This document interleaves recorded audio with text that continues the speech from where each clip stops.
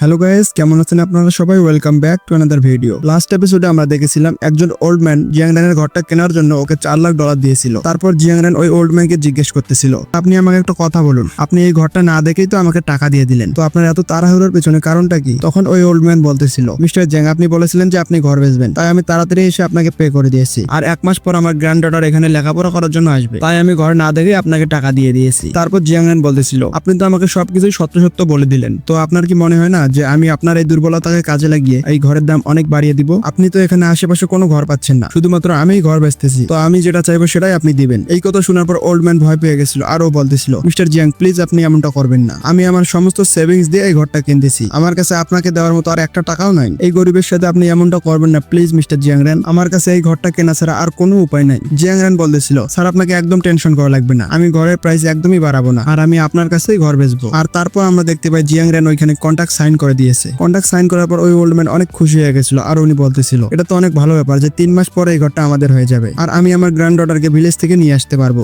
Mister Jiang, আপনাকে অনেক অনেক ধন্যবাদ, আমি আপনাকে আর ডিস্টার্ব করবো না। আপনি এই ঘরে সিকিউরিটি আমাকে দিয়ে আমাকে টেনশন ফ্রি করেছেন, আপনি এই ঘরে সিকিউরিটি দিয়ে আমার অনেক বড় একটা সমস্যা সমাধান করে দিয়েছেন। আমি আপনাকে যতই ধন্যবাদ দেই না কেন এটা কমই হবে। জিয়াংরান বলতেছিল, স্যার আপনিও আপনার খেয়াল রাখবেন, আর আমিও এই ঘরটা কাউকে বেচবো না। আর সাথেই জিয়াংরান ভাবতেছিল, এই ওল্ড ম্যান তো অনেক ভালো একজন মানুষ, আর যদি কথা বলা যায় এর ডটারের 1 মাস পরে নিশ্চয়ই আর বাঁচবে না। জম্বির অ্যাটাকের সময় সার্ভাইভ করা এটা কারো পক্ষে সম্ভব হবে না, তো আমি এখানে কি করব? আমি কি এদের হেল্প করতে পারবো? তখনই জিয়াংরান বলতেছিল, স্যার আপনি 1 মিনিট দাঁড়ান, আমি আপনাকে কিছু বলতে চাই। তখনই ওই ওল্ড ম্যান বলতেছিল, মিস্টার জিয়াংরান কি হয়েছে বলুন আমাকে। তারপর জিয়াংরান বলতেছিল, স্যার আপনি আপনার অ্যাড্রেসটা আমাকে দিয়ে যান, যাতে আমি পরে আপনাকে ইজিলি কন্ট্যাক্ট করতে পারি। আর তারপর আমরা দেখতে পাই জিয়াংরান ওর প্লটে চলে এসেছে। সুপারভাইজার লি বলতেছিল, স্যার সেকেন্ড পেমেন্ট কখন আসবে? জিয়াংরান বলতেছিল, আরে টেনশন করা লাগবে না, আমি খুব তাড়াতাড়ি পেমেন্ট করে দিব, তবে আমার বাড়ি বানানোর কাজ কিভাবে চলতেছে? সুপারভাইজার লি বলতেছিল, স্যার সত্যি কথা বলতে এখানে 70 থেকে 80% কাজ কমপ্লিট হয়ে গেছে, আর এখানে যে ডোরস গুলো আছে এগুলো অনেক স্ট্রং করে বানানো হয়েছে, কে কতটা পাওয়ারফুলি হোক না কেন এই দরজাগুলো ভাঙতে পারবে না। তারপর জিয়াংরান বলতেছিল, আচ্ছা ঠিক আছে, আর ওয়্যার হাউসের কি হলো? সুপারভাইজার লি বলতেছিল, ওয়্যার হাউস একটা আনফিনিশ ফ্যাক্টরি, যেটাকে আমরা ঠিক মতো পরিষ্কার করে ফিনিশ করে দিয়েছি, আর ওইটা এখন ওয়্যার হাউসের কাজে ভালোভাবে লাগানো যাবে। জিয়াংরান বলতেছিল, আচ্ছা ঠিক আছে, তোমরা অনেক ভালো একটা কাজ করেছো। তারপর ও ফোন করার পর বলতেছিল,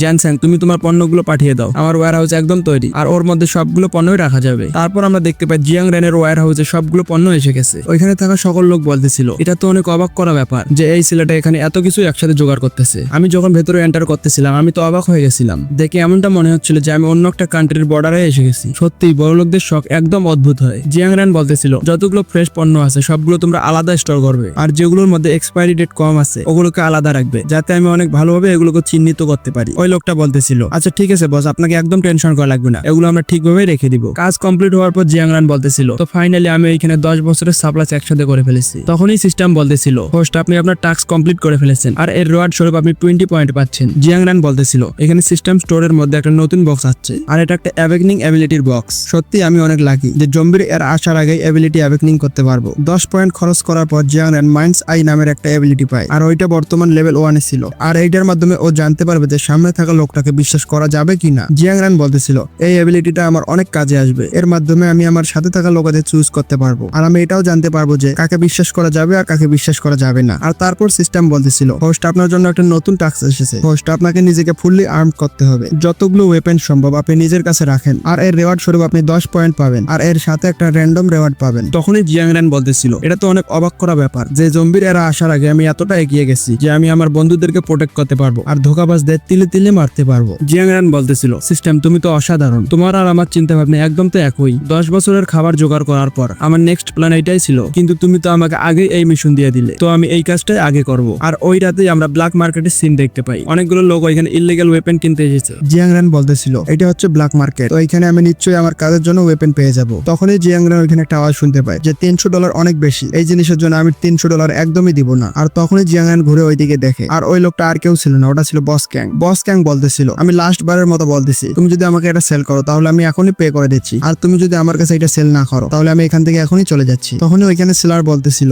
আচ্ছা ঠিক আছে আমি এটা বেচতেছি, আমার উপর চিল্লানোর কোনো প্রয়োজন নেই, তবে একটা কথা মনে রাখবে, কাউকে বলবে না যে আমি এটা $300 বেচেছি, এই ডিলটা আমি শুধুমাত্র তোমার জন্য রেখেছি। জিয়াংরান ভাবতেছিল, বস ক্যাং তাহলে আপনি এখানে ব্ল্যাক মার্কেটে ফেক জেড ব্রেসলেট কিনতেছেন, সত্যি আপনি তো অসাধারণ। ওই শালি সিচুই এবার সঠিক লোকের হাতে পড়েছে, দেখি মনে হচ্ছে যে গড তোমাদের জুই নিজের হাতে বানিয়েছে, দুইজনেই সবচেয়ে বড় শয়তান। আর তখনই জিয়াংরান একটা ওয়েপেন দেখার পর বলতেছিল, তো ফাইনালি আমি এই ওয়েপেনটা পেয়ে গেছি, আমি এই ব্ল্যাক মার্কেটে এই ওয়েপেনটাই খোঁজার জন্য এসেছিলাম। ওই ওই শপকিপারের ওইখানে যাওয়ার পর জিয়াংরান বলতেছিল আমাকে একটা কথা বলো, তোমার কাছে কি এর থেকে হার্ড জিনিস কিছু আছে? ওই লোকটা বলতেছিল এটা হলো নাইফ শার্পনার, তো তুমি এটা নিতে পারো। এটা কেনার পর তুমি কি করবে না এটা আমার কোনো জানার বিষয় নেই, কিন্তু কেনার আগে আমি তোমাকে এটা একদমই ইউজ করতে দিব না। জিয়াংরান বলতেছিল এটা অতটাও হার্ড নয়, আমি এর থেকেও হার্ড জিনিস চাই, তো তোমার কাছে যদি আছে তাহলে আমাকে বলো। ওই সেলার বলতেছিল তুমি কি বলতেছো এসব? তুমি কি আমার এখানে প্রবলেম ক্রিয়েট করার জন্য এসেছো নাকি? আর তখনই ওর ফোনের মধ্যে একটা নোটিফিকেশন আসে যে আপনার অ্যাকাউন্টের মধ্যে $2 লাখ ট্রান্সফার হয়েছে। অবাক হয়ে সেলার জিজ্ঞেস করতেছিল আমার অ্যাকাউন্টের মধ্যে $2 লাখ এলো কিভাবে? জিয়াংরান বলতেছিল এত খুশি হওয়ার তো কোনো প্রয়োজন নেই, এটা তো শুধুমাত্র শুরু, আমি তোমার সাথে একদমই মজা করতেছি না, আমি সত্যিই তোমার এখানে অনেক ভালো জিনিস কিনতে এসেছি, আর এই জন্যই ফালতু আমাকে একদম বিরক্ত করবে না, আর কাজের কথায় আসো ডাইরেক্ট। তখনই আমরা দেখতে পাই ওই লোকটা বলতেছিল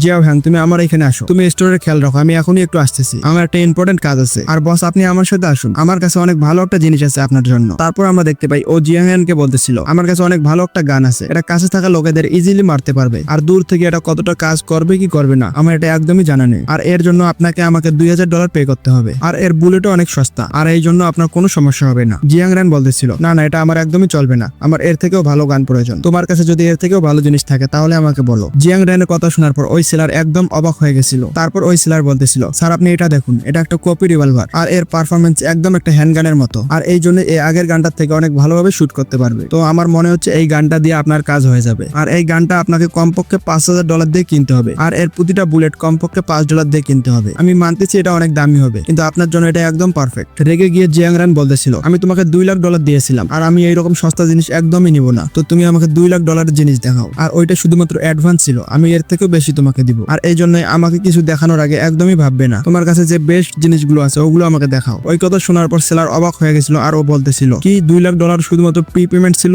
আপনি কি আমার সাথে মজা করতেছেন নাকি? আপনার কত ডলারের গান প্রয়োজন? জিয়াংরান বলতেছিল তুমি শুধু এই জিনিসটা মনে রাখো, ওটা শুধুমাত্র 10% পেমেন্ট ছিল, কমসে কম আমি তোমার কাছ থেকে $2 মিলিয়ন ওয়েপেন কিনবো, আর এই জন্য তুমি আমার টাইম ওয়েস্ট করা বন্ধ করো, আর তাড়াতাড়ি ভালো গান দেখানো শুরু করো, আর তুমি যদি আমাকে ভালো ওয়েপেন না দেখাও তাহলে বাধ্য হয়ে অন্য কারো কাছ থেকে আমাকে কিনতে হবে। ওই লোকটা জিয়াংরানকে জিজ্ঞেস করতেছিল স্যার আপনি কি কাজ করেন? আজ পর্যন্ত আমি কোনো লোককে $2 মিলিয়ন অর্ডার দিতে দেখি নাই, আপনি কি চায়নার কোনো একটা বড় গ্যাংয়ের লিডার নাকি? তখন জিয়াংরান বলতেছিল এইসব কাজ আমি নিজে করি না, আমার সাথীরা এইসব কাজ করে, কিন্তু কিছুদিন আগে কিছু চেঞ্জেস হওয়ার কারণে আমাকে এই কাজটা করা লাগতেছে, আর তুমি বেশি প্রশ্ন একদমই করবে না, তোমার কাজ যদি আছে তাহলে তুমি দাও, আর যদি না থাকে তাহলে মানা করে দাও, আমি অন্য কারো কাছ থেকেও নিতে পারবো। ওই সেলার বলতেছিল না না স্যার আপনি 1 মিনিট শুধু অপেক্ষা করুন, আমি এখনই আসতেছি, কিন্তু আপনাকে ওয়েপেন শো করার আগে আমাকে ভালো করে তৈরি করে নিতে হবে। আর তারপর ও দরজা জানার সবকিছু বন্ধ করে দেয়, আর ও বলতেছিল আপনি এই ব্ল্যাক মার্কেটের সবচেয়ে ভালো লোককে খুঁজেছেন, এই পুরো ব্ল্যাক মার্কেটের মধ্যে শুধুমাত্র আমার কাছে এই ভালো ভালো ওয়েপেন আছে, আমি এই ম্যাটার অনেক ভালোভাবে হ্যান্ডেল করতে পারবো, শুধু আপনি আমাকে একটা লিস্ট দেন যে আপনার কি কি ওয়েপেন প্রয়োজন, আর আমি আপনাকে একটা অ্যাড্রেস দিব, আপনি ওই অ্যাড্রেসে এসে পেমেন্ট করে দিবেন, আর ট্রানজাকশন কমপ্লিট হওয়ার পর আপনি ওয়েপেন পেয়ে যাবেন। আর আমার একটা কথা মনোযোগ দিয়ে শুনেন, ট্রানজাকশন হবে ক্যাশ দিয়ে, তো আপনি সাথে ক্যাশ নিয়ে আসবেন, অনলাইন পেমেন্ট আমরা একদমই নেব না। কিছুক্ষণ পর আমরা দেখতে পাই জিয়াংরান ওইখান থেকে বাইরে বেরিয়ে এসেছে, কিন্তু তখনই কেউ বলতেছিল 1 মিনিট দাঁড়াও, আমি এখানে কাকে দেখতেছি?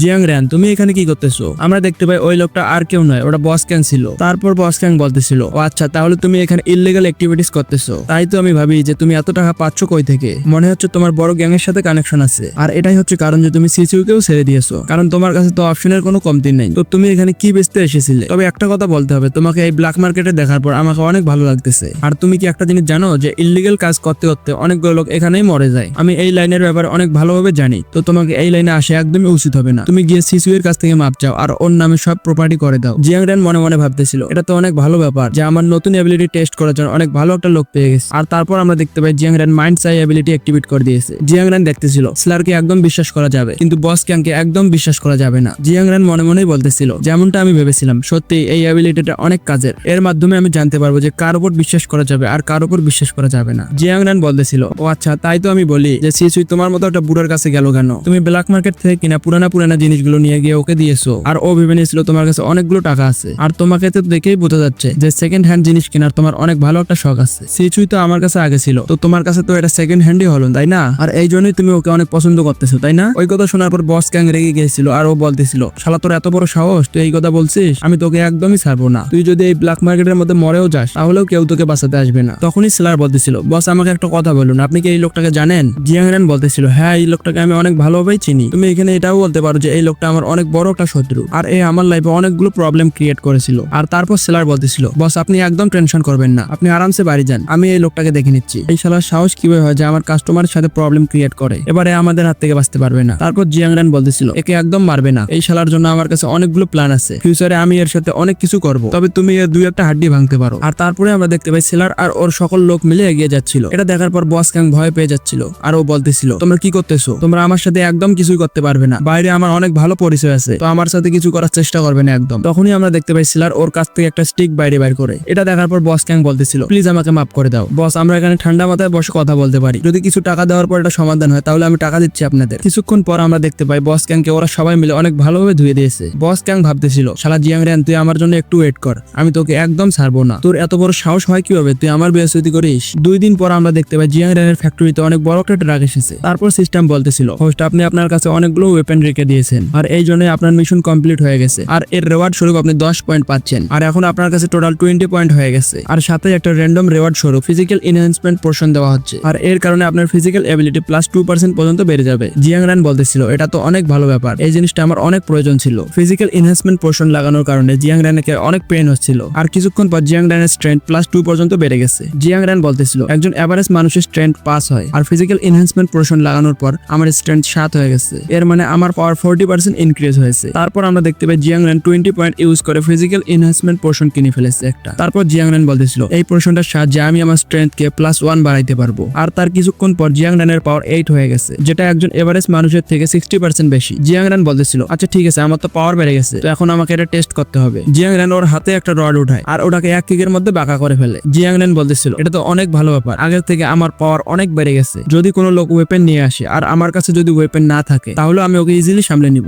এমনকি যদি আর্লি স্টেজ জম্বিও আমার সামনে চলে আসে তাহলে আমি ওদের সামলে নিতে পারবো, তো এখন আমার কোনো ভয় নাই। জম্বির এরা আসার আগে আমি অনেকগুলো জিনিসই তৈরি করে ফেলেছি। তারপর জিয়াং রেন বলতেছিল, এক ট্রাক ওয়েপেন বেশি জায়গা নেবে না, তো আমি এগুলোকে আমার স্পেস রিং এর মধ্যে রাখতে পারি। আর তারপর আমরা দেখতে পাই জিয়াং রেন ওই ট্রাকটাকে খালি করে দিয়েছে। জিয়াং রেন বলতেছিল, তো ফাইনালি আমার কাজ কমপ্লিট হয়ে গেছে, আর কালকের দিনটাই হচ্ছে ওইটা যেটা জম্বির এরা শুরু হবে, তো এমন কোনো কি কাজ আছে যেটা আমার করার একদমই মনে নেই। তখনই জিয়াং রেনের মাথায় ওই বুড়ার কথা আসে যার কাছে জিয়াং রেন ঘর বেচছিল। জিয়াং রেন বলতেছিল, যদিও আমি আগের লাইফে অনেকগুলো ধোকার শিকার হয়েছি, আর আমি এটাও জানি যে কালকে থেকে জম্বির এরা শুরু হবে, কিন্তু তবুও আমি বুঝতে পারতেছি না ওই বুড়াকে আমি কেন ভুলতে পারতেছি না। তারপর জিয়াং রেন বলতেছিল, আচ্ছা ঠিক আছে, আমি তো তোমাকে পার্সোনালি হেল্প করতে পারবো না, কিন্তু আমি তোমাকে কিছু রিসোর্সেস দিয়ে সাহায্য করতে পারবো, তো তারপর তুমি সার্ভাইভ করতে পারবে কিনা এটা আমার কোনো দেখার বিষয় নাই, এটা তোমার ভাগ্যের উপর নির্ভর করবে। জম্বির এরা আসার আগে তুমি আমাকে হেল্প করেছো, তো তুমি এটা মানতে পারো যে আমি তোমাকে রিপেমেন্ট করতেছি। পরের দিন আমরা দেখতে পাই জিয়াং রেন একটা কলোনিতে চলে এসেছে। জিয়াং রেন বলতেছিল, এটা তো অনেক ভালো ব্যাপার যে আমার কাছে নেভিগেশন ছিল, না হলে এই গ্রামটা অনেক দূরে থাকে, আমি এখানে পর্যন্ত পৌঁছাতেই পারতাম না, আর এখানে দেখে ক্লিয়ারলি বোঝা যাচ্ছে যে এই ওল্ড ম্যান একদম সঠিক পজিশনে নাই, এ শহর থেকে এত দূরে একটা সস্তা অ্যাপার্টমেন্ট নিয়ে থাকতেছে, আর তবুও আবার টপ ফ্লোরের মধ্যে। এর মানে তো এটাই যে গ্রাম্পার কাছে টাকার অনেক বড় একটা সমস্যা ছিল। জিয়াং রেন বলতেছিল, প্রথমে আমি একটা কাজ করে নেই, আমার কাছ থেকে সাপ্লাই বাইরে বের করে নেই, না হলে এটা আমি গ্রাম্পাকে একদম এক্সপ্লেন করতে পারবো না, যদি সাপ্লাই আমার সাথে থাকে তাহলে গ্রাম্পাকে অনেক ভালো একটা বাহানা দিতে পারবো। আর তারপর আমরা দেখতে পাই জিয়াং রেন ওর স্পেস রিং থেকে সবগুলো বাইরে বের করেছে। তারপর গ্রাম্পা বাইরে আসতে আসতেই বলতেছিল, 1 মিনিট দাঁড়াও, আমি দরজা খুলতেছি। ল্যান্ডলর্ড আপনি নাকি? আপনি টেনশন করবেন না, আমি কালকের মধ্যে আপনাকে ভাড়া দিয়ে দেবো, আমার স্যালারি মনে চলেই আসবে। দরজা খোলার পর গ্রাম্পা শক হয়ে গেছিল, আর উনি বলতেছিল, মিস্টার জিয়াং আপনি এখানে কি করতেছেন? আমি মনে করেছিলাম যে মনে হয় ল্যান্ডলর্ড এখানে এসেছে, আর মিস্টার জিয়াং আপনি আমার কাছে এতগুলো বক্স কেন নিয়ে এসেছেন? জিয়াং রেন বলতেছিল, আমি এই ম্যাটারের ব্যাপারে আপনাকে পরে এক্সপ্লেন করে বলতেছি, সর্বপ্রথম এই বক্সগুলোকে আপনি ভেতরে নিয়ে আসতে আমাকে সাহায্য করুন, আর একটা জিনিস মনে রাখবেন, এই কাজটা করার সময় আপনাকে যাতে কেউ না দেখে, আপনার প্রতিবেশীও যাতে না দেখে। আর কিছুক্ষণ পর আমরা দেখতে পাই ওরা দুইজনে মিলে ওই সব রিসোর্স ভেতরে নিয়ে এসেছে। গ্র্যান্ডপা বলতেছিল, মিস্টার জিয়াং আপনি এতগুলো জিনিস এত তাড়াতাড়ি ভেতরে নিয়ে এসেছেন, আমি আপনার এজের লোকেদের এইরকম তাড়াতাড়ি কোনো কাজ করতে দেখিনি। জিয়াং রেন বলতেছিল, আপনার রুমটা একদম ঠিক আছে, এইরকম সময় উপরের রুমে থাকা একদম ঠিক, আর আপনার ঘরের জানালাগুলো তো অনেক শক্ত মনে হচ্ছে। গ্র্যান্ডপা আপনি আমার একটা কথা মন দিয়ে শুনেন, আমি আপনাকে অনেক গুরুত্বপূর্ণ একটা কথা বলতে চলেছি, যেটা শোনার পর আপনি হয়তো আমাকে বিশ্বাসও করবেন না, কিন্তু একটা কথা হচ্ছে আপনি এই জিনিসগুলো অনেক সঠিকভাবে ইউজ করবেন, আর আমার মতে এই জিনিসগুলো আপনার কমসে কম 6 মাসের কাজে আসবে। কাল থেকে এই দুনিয়ার মধ্যে অনেক বড় একটা সমস্যা আসবে, এমন একটা সমস্যা আসবে যেটাকে কেউ হ্যান্ডেল করতে পারবে না। কিন্তু তখনই আমরা দেখতে পাই জিয়াং রেন একটা ফটো দেখার পর অবাক হয়ে গেছিল। তো এই ফটোতে জিয়াং রেন কি দেখেছে আমরা দেখবো পরের এপিসোডে। ভিডিও কেমন হয়েছে কমেন্ট করে অবশ্যই জানাবে। ভিডিও ভালো লাগলে ভিডিওকে লাইক করে চ্যানেলকে সাবস্ক্রাইব করে দিবে। Thank you.